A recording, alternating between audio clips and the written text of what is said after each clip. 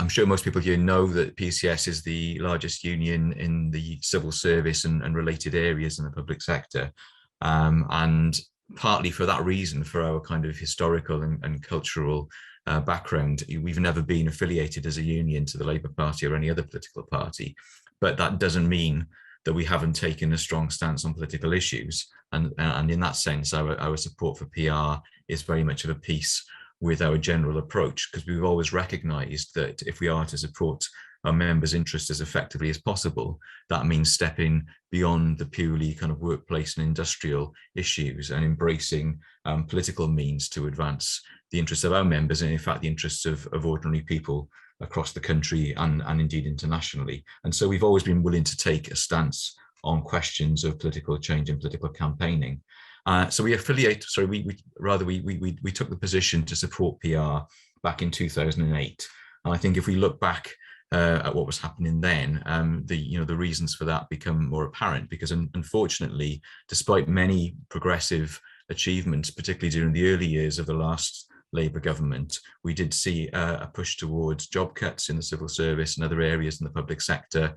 And at that time, it seemed as if there was a cross-party consensus among all the main Westminster parties that the public sector was becoming unaffordable, that there were too many public sector jobs, that they needed to be slimmed down, that there was a need for reform in the shape of market forces and privatisation, that the welfare state was too generous, and so on. And in that context, it was difficult to know, how we could go about pushing for an alternative, which our members in their majority certainly believed in and wanted, and indeed many ordinary people throughout society wanted, but we didn't seem to be able to get from the political establishment. And so the appeal of proportional representation for us as a union at the time, I think, was because it might actually allow a broader range of views to be expressed and heard within parliamentary politics and open up a space for progressive parties or even independent candidates to put forward alternatives to austerity and some of the other policies that we'd seen and which had been quite alarming.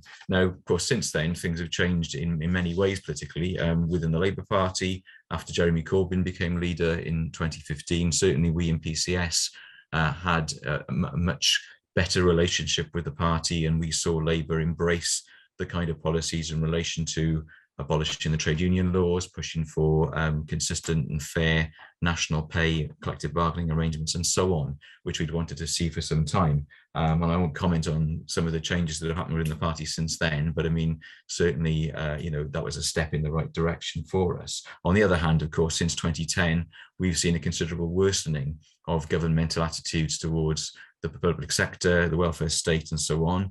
We've seen Tory governments attack trade union rights, attack civil liberties. Of course, we saw the Trade Union Act of 2016, which sought to undermine our capacity to organise. We in the civil service and in PCS in particular had already had a number of attacks on things like our facility time, on the Chekhov facility, and so on.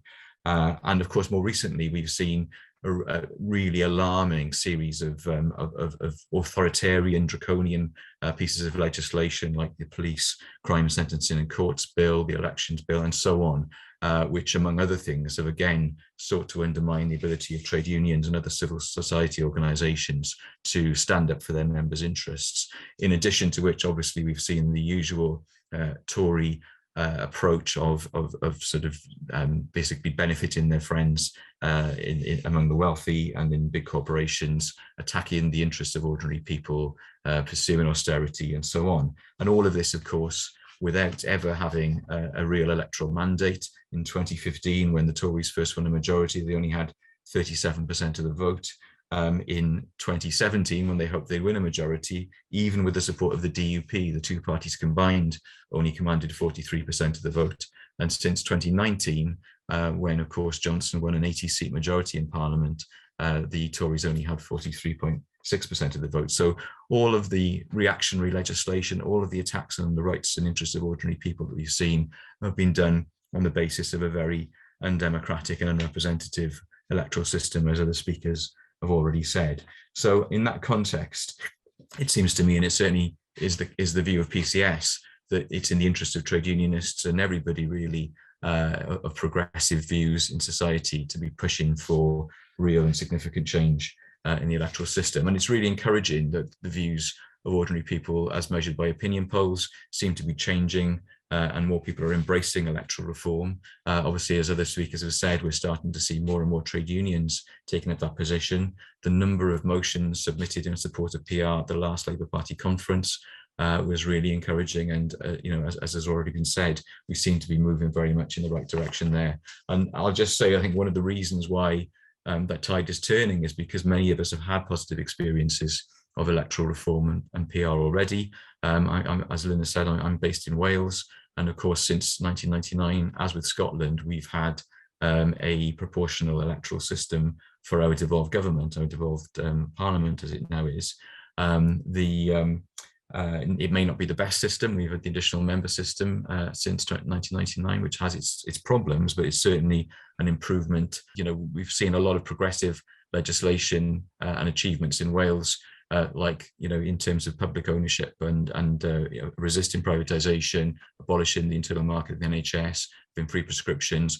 Just yesterday, we had a social partnership and public procurement bill published, which would put consultation with unions on a statutory footing. So these are some of the things that can happen where you get a progressive consensus that is facilitated by a truly democratic electoral system. I hope the UK can learn from the example of Wales in this respect, and I'm very pleased to be part of this meeting this evening.